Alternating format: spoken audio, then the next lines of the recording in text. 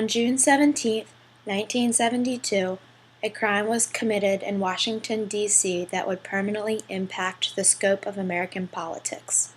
The crime was known as the Watergate break-in, and it severely impacted the political atmosphere as well as the reputation of the current president, Richard Nixon. Jay Jennings has offered to share his experience growing up during the early 70s as well as his thoughts about the politics of that era. Republicans were in power in the White House. Richard Nixon had been reelected in 1972 in a landslide election in weak opposition from the Democratic Party, George McGovern. President Nixon's win in the election of 1972 over George McGovern was not closely contested, leaving the country with a clear understanding of who held the majority of the political control.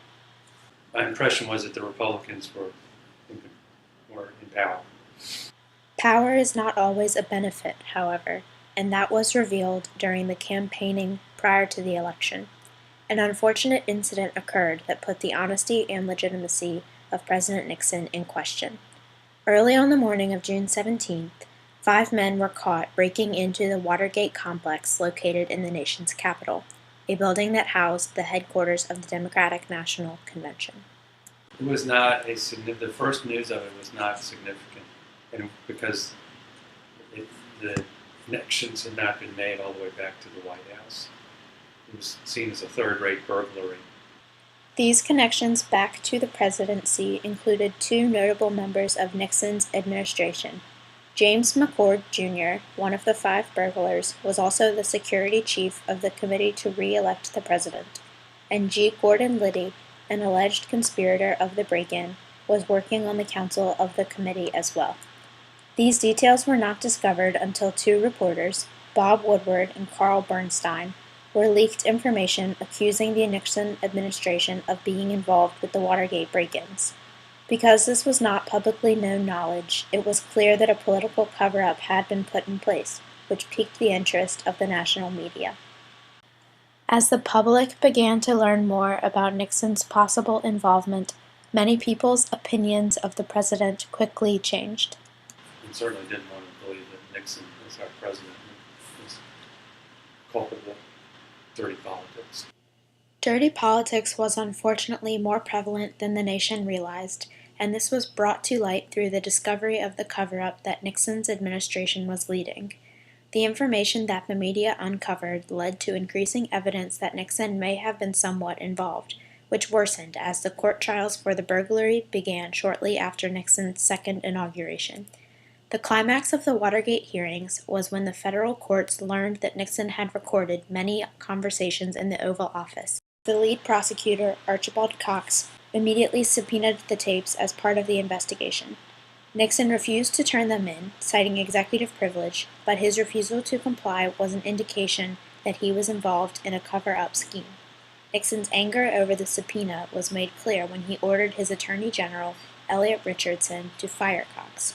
Richardson, as well as the Deputy Attorney General, William Ruckelshaus, chose to resign rather than be further involved in the escalating controversy.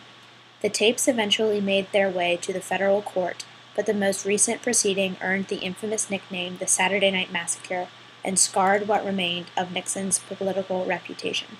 Many critics asserted that the Watergate controversy demonstrated the seemingly unlimited power of the executive branch, but other reasons exist to justify Nixon's actions.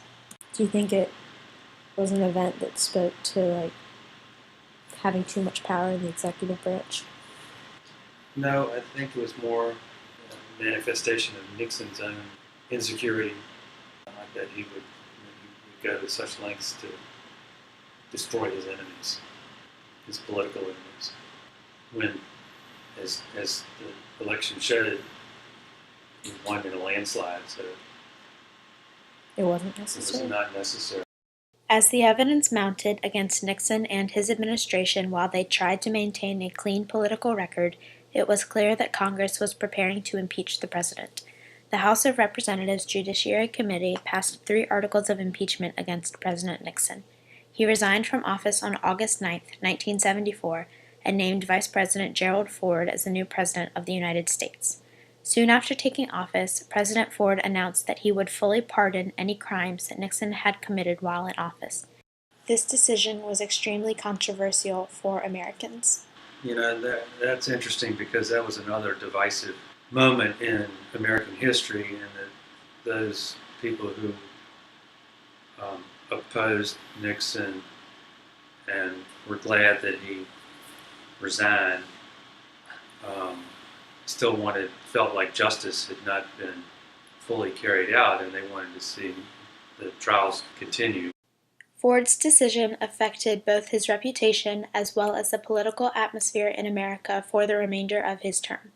The Watergate incident is one of the greatest indications of political corruption in the 20th century, and the impacts from the mistakes made by all parties still are reflected in current politics.